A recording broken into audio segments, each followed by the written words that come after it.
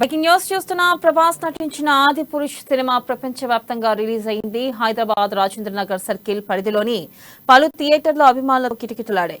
ఉదయం నుండే సినిమా థియేటర్ల వద్ద సందడి నెలకొంది. ఉదయం 6 గంటల నుంచి సినిమా టికెట్ బుకింగ్ వద్ద అభిమానులు పెద్ద సంఖ్యలో క్యూ కట్టారు.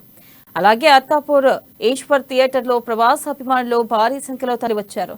దీనిపై మరింత సమాచారాన్ని మా ఫిలిం రిపోర్టర్ అశోక్ అందిస్తారు. అశోక్, చెప్పండి, ప్రభాస్ సినిమా రిలీజ్ అయిన నేపథ్యంలో థియేటర్ల దగ్గర ప్రేక్షకుల సందడి ఎలా ఉంది? అలాగే ఆదిపురుష్ పై ఎటువంటి టాక్ వస్తుంది? అప్డేట్స్ ఏంటి?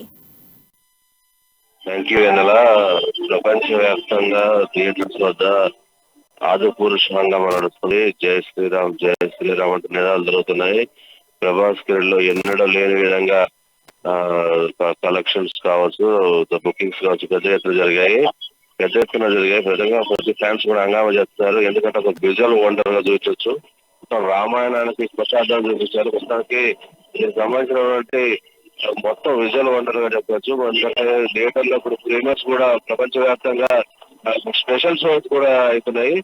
భారీగా జనం ఉన్నారు. డార్లింగ్ ఫ్యాన్స్ అందరు ఉన్నారు. అంతేకాకుండా ఫ్యామిలీ ఆడియన్స్ కూడా ఈ సినిమాకు ప్రమాదం పడుతున్నారు. థియేటర్స్ కూడా 2 రోజుల వరకు మొత్తం కూడా ఒక వారం రోజులు కూడా బుక్ అయినటువంటి పరిస్థితి. థియేటర్స్ దొరికిన పరిస్థితులు ఉన్నాయి. సో అక్కడ శ్రీరాము క్యారెక్టర్ లో ప్రభాస్ నటన అద్భుతం.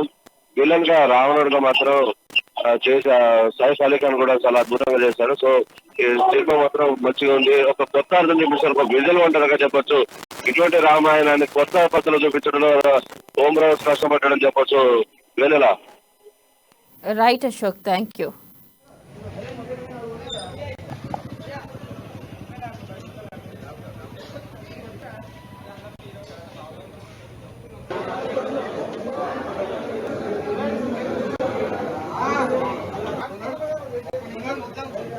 ఏంది